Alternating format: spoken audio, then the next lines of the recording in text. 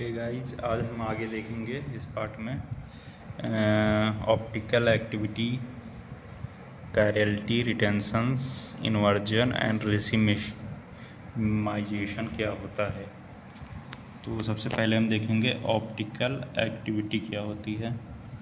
Plane of polarised light produced by passing ordinary light through Nicol prism related when it pass through a solution of certain compound. इसका कहने का मतलब ये है, कोई plane polarised light जब पास करेंगे हम निकोल प्रिज्म में ऑर्डिनरी लाइट को, तो ये जो है इसमें सलूशन हम भरेंगे किसी कंपाउंड का। तो ये जो है प्लेन फ्लोराइड को राइट मूव कर सकता है या लेफ्ट मूव। राइट मूव करेगा तो हमारा क्या होगा, डेक्स्ट्रो हो जाएगा, और लेफ्ट मूव करेगा तो हमारा लीवो हो जाएगा।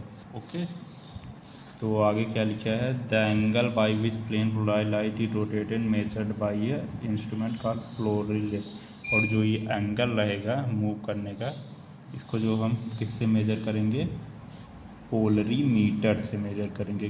किससे मेजर करेंगे, फिर से बोलो एक बार, पोलरीमीटर। ओके,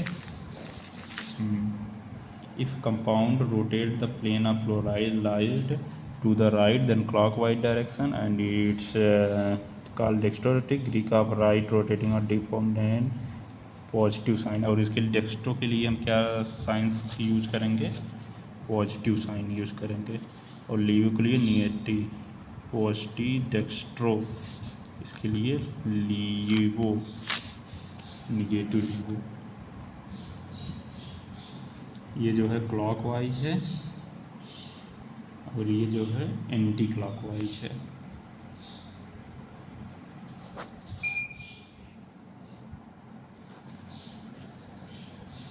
अब हम देखेंगे आगे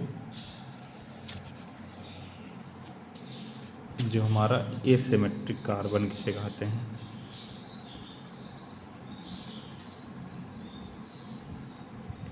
जो हमारा एसिमेट्रिक कार्बन होता है, कोई कार्बन है अगर इसमें 4 अलग अलग ग्रुप रहें, सी डी, इसे एसिमेट्रिक कार्बन कहेंगे या कायरल कार्बन बोलेंगे इसको, कायरल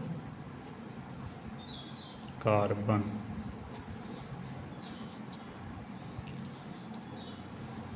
ये जो है नॉन सुपर इम्पोज्ड होगा।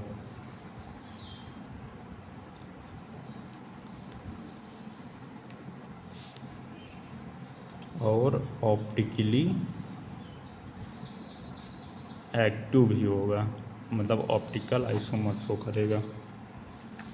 अब जब हमारा सिमेट्रिक कार्बन रहेगा मतलब नॉट कायरल, तो मतलब अगर ये कार्बन है, इसमें ए है तो यहाँ पे भी ए आ जाएगा, सी आ जाएगा, ठीक है, मतलब सेम ग्रुप आ जाएगा। एसिमेट्रिक होता है। ये जो है सुपर इम्पोज्ड होता है, इमेज होता है। इसका जब इमेज आप देखोगे मिरर में, सुपर इम्पोज्ड रहेगा और ऑप्टिकली इनएक्टिव होगा। ओके, यहाँ तक समझ आया। एक एग्जाम्पल है, आप लोग देखिए इसमें एग्जाम्पल में, जैसे propane two all, propane two all आप बनाकर देखिए, 3 कार्बन 2 पे OH है। ये जो है एक इकायरल मॉलिक्यूल है, ठीक।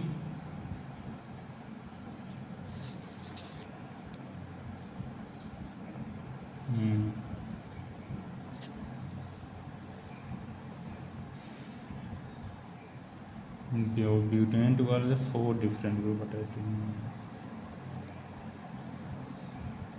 एक कायरल मॉलिक्यूल और कायरल मॉलिक्यूल में आप लोग थोड़ा डिफरेंस देखिए। एक कायरल मॉलिक्यूल मतलब ऑप्टिकल आइसोमर नहीं शो करेगा क्योंकि सेम ग्रुप है। Optical isomer does not show.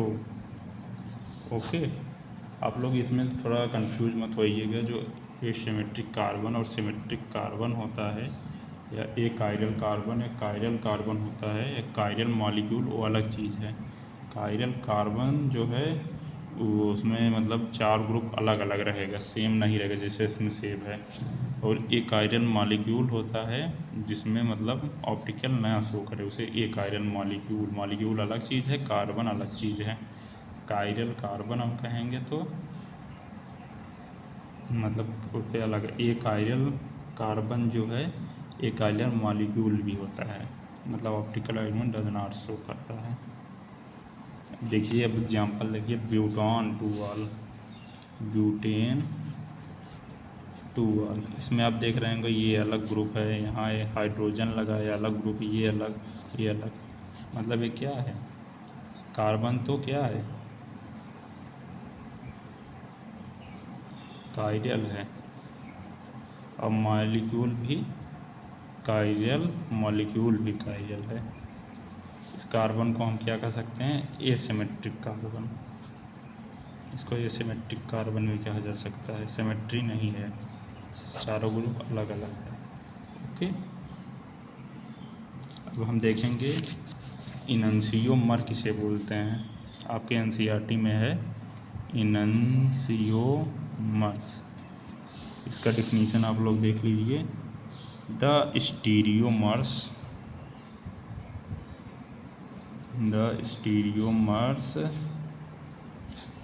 related to each other as non superimposable. हमने कहा था नॉन सुपर इम्पोजेबल मतलब जो इमेज सुपर इम्पोज ना हो, वही जो है ऑप्टिकल आइसोमर शो करेगा। Imposable mirror image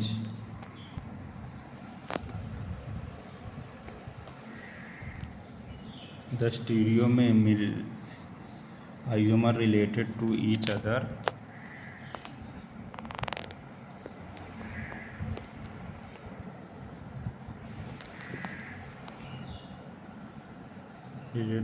as non superimposable image are called इनन्सियोमर्स।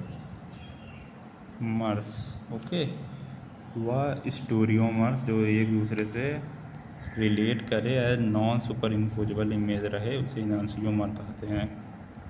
अब इनन्सियोमर की कुछ प्रॉपर्टीज़ है हमने आपको बतानी है।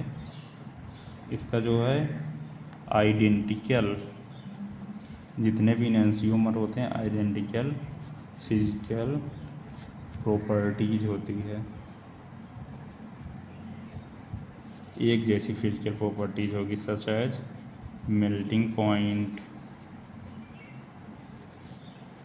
Boiling point and refractive index.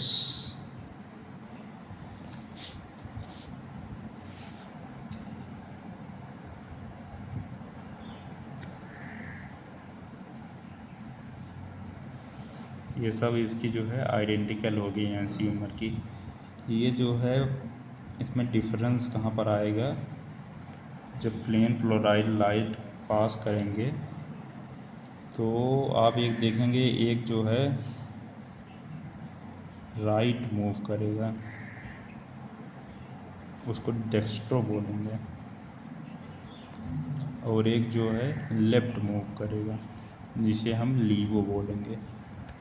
ये इनन्सियोमर हो गया। और एक टर्म होता है डायस्टीरियोमर, एनसीईआरटी में नहीं, बता देता हूँ आप लोग को।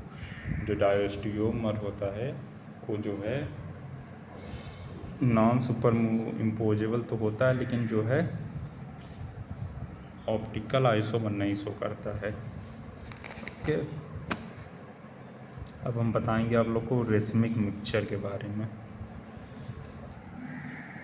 अ mixture containing 2 enantiomers in equal proportion, मतलब डेक्स्ट्रो लीवो दोनों रहेगा, जीरो ऑप्टिकल रोटेशन होता है as the rotation due to the one isomer will be cancelled by the rotation due to the other isomer.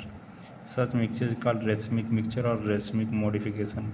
A racemic mixture is represented by prefix positive negative before the name plus butan two ol जो है हमारा racemic mixture show करेगा.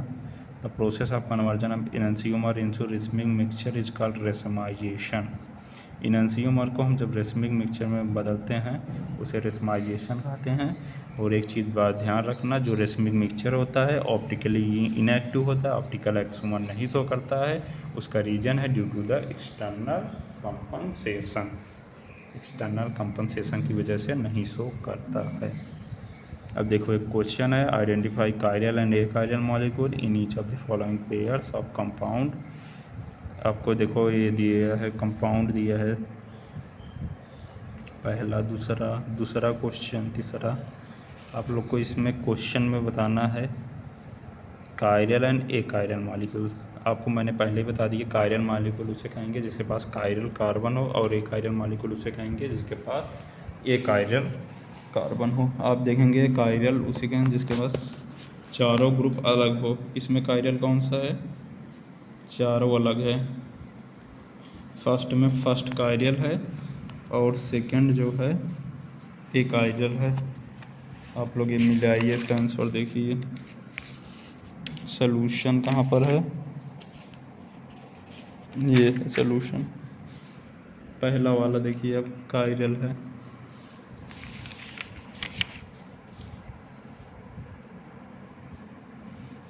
और इसमें इस question में बताओ chiral कौन सा है, ये वाला कायरल है, ये कायरल है. और इसमें कायरल कौन सा है, फर्स्ट ऑप्शन कायरल है. देख लीजिए आंसर भी वही आंसर है, सेम एकदम.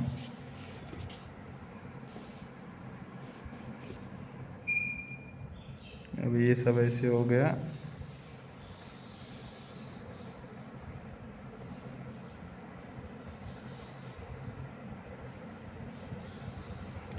SN2 रिएक्शन से 100% इन्वर्जन मिलता है. S11 से रिटेंशन और इन्वर्जन मिलता है, जिसमें इन्वर्जन थोड़ा अधिक होता है. इस बात को ध्यान रखिएगा आप लोग. अब आगे पढ़ेंगे हम इलिमिनेशन रिएक्शन. ओके गाइस, अब हम देखेंगे इलिमिनेशन रिएक्शन. देखे हैं इलिमिनेशन रिएक्शन, जैसे कोई रिएक्शन है, आपका हैलोजन ग्रुप यहाँ पे लगा है, तो इसमें क्या होता है, एक हैलोजन हमारा जो हटेगा और एक हाइड्रोजन हट जाएगा. यहाँ से एक हाइड्रोजन एक हैलोजन हटेगा और हमारा बीच में डबल बॉन्ड बन जाता है. यही होता है हमारा हाइड्रोहैलोजिनेशन रिएक्शन, इसे बोलते हैं. ये हमारा जिससे हाइड्रोजन से कार्बन जुड़ा है ये अल्फ़ा होता है, उसके बगल वाला बीटा होता है. तो बीटा डिहाइड्रोहैलोजिनेशन है, अल्फ़ा डिहाइड्रोजिनेशन आप लोगों ने सुना होगा. और इसका जो डबल बॉन्ड फॉर्मेशन होता है सेटजेफ रूल पे होता है. सेटजेफ रूल आप लोग पहले जान लीजिए. सेटजेफ रूल होता क्या है,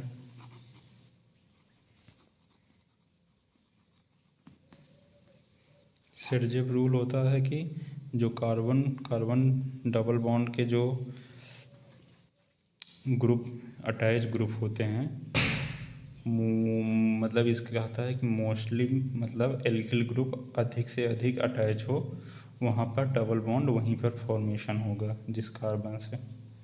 तो आप एक एग्जांपल के थ्रू आप देखिए जो एनसीईआरटी में दिया गया है. आपको बताते हैं CH3 CH2 CH3. ठीक, ये रिएक्शन है. अब इसका हम प्रोडक्ट बनाएंगे, वो भी बीटा एल्यूमिनेशन रिएक्शन करा के डिहाइड्रोजनेशन कराएंगे. नहीं, ये थोड़ा गड़बड़ हो गया, Br यहाँ पर लगा है. अब इसका डिहाइड्रोजनेशन इधर से एक हाइड्रोजन हटाएं या इधर से हटाएं, तो इसका दो प्रोडक्ट बनेगा.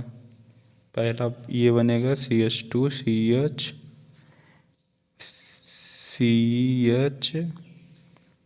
डबल बॉन्ड CH2 और एक प्रोडक्ट बनेगा CH3 CH2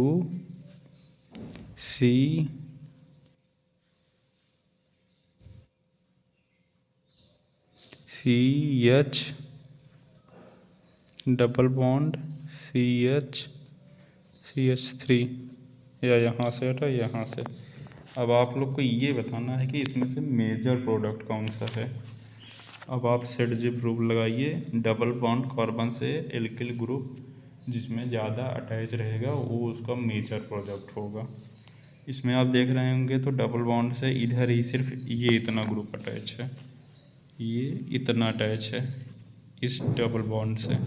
और यहाँ पे जो डबल बॉन्ड है यहाँ से एक, यहाँ पे तो एक ही था, एक ये अटैच है, एक ये अटैच है, दो ग्रुप अटैच है।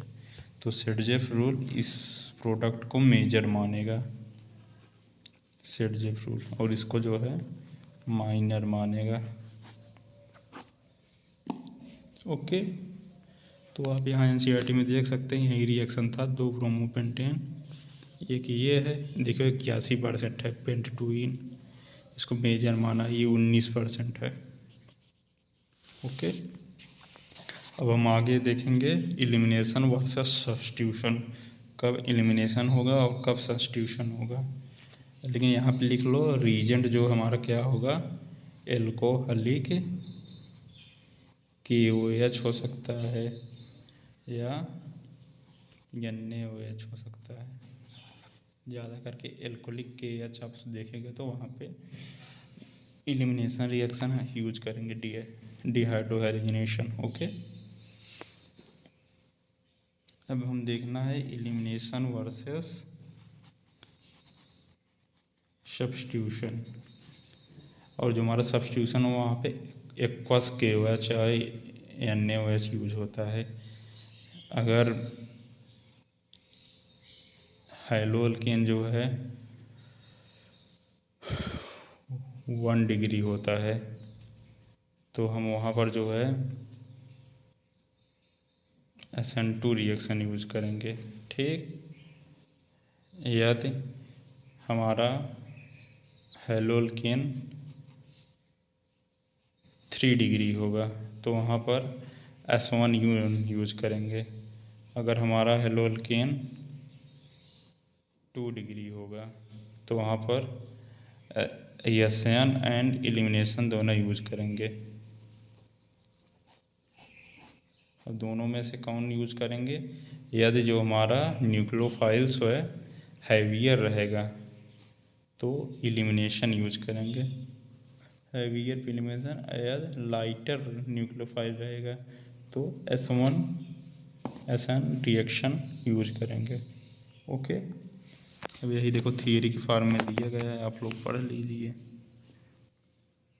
Nature of alkyl halide, strength, size of base nucleophiles, bulkier nucleophile will prefer act at base and abstract. Similarly, primary alkyl halide will prefer SN2 reaction. Okay, जो मैंने आपको बताया था। सेकेंडरी हैलाइड SN2 और elimination depend on the strength of base and nucleophile. Tertiary halide जो है SN1 करेगा। Elimination depend on the stability of carbocation most substituted alkene. Okay, यही चीज़ हमने लिखा है, सेकेंडरी SN2 और एलिमिनेशन करेगा। If base is bulkier then less substituted alkene is preferred as major product, Hofmann rule का था। तो आप लोग यहाँ तक पढ़ लीजिए। अब अगले लेक्चर में हम देखेंगे रिएक्शन विथ मेटल। ओके।